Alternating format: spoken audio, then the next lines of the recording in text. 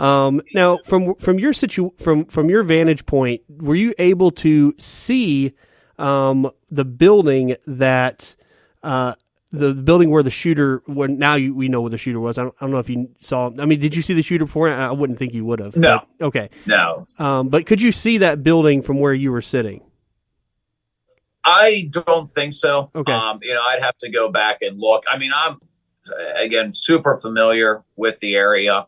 And whenever they said that the shooting happened, it wasn't until about an hour afterwards that I learned that that's where the shooter was. I think there was a lot of confusion as to what happened exactly in the immediate moments of it. As I've been describing, I heard that kind of pop, pop, pop sound that everybody's been talking about. Mm-hmm.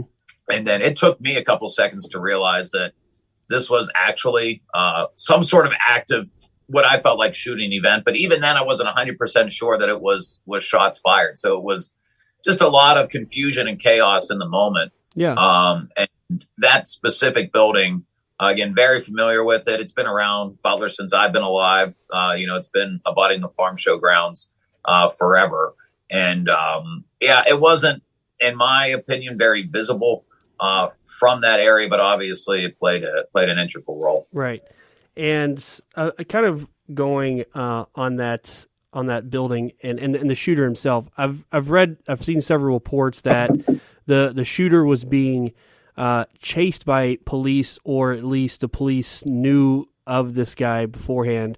So two questions in that regard. One, did you hear anything about that while you were there? And two, after the fact, from your own reporting and your own investigation from being in the area, is there anything to those reports?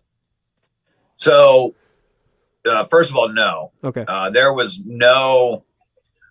I didn't sense any panic amongst any Secret Service members in the immediate moments of it. Okay. And then two, my latest conversation was with our county's district attorney. Mm-hmm. And he told me that the county's emergency services unit, which would fall under his direction, was not told to cover that area. And I think the biggest question right now that we're trying to figure out, and I think a lot of people are trying to figure out, is we were told by the FBI, I believe, that where that building was outside the security perimeter. Mm-hmm. So that then apparently falls into the hands of local police. That's according to the Secret Service. That's what they're saying. Right. My conversations with local police prior to the event and now afterwards, there seems to be a lot of confusion as to who was there and what was doing it.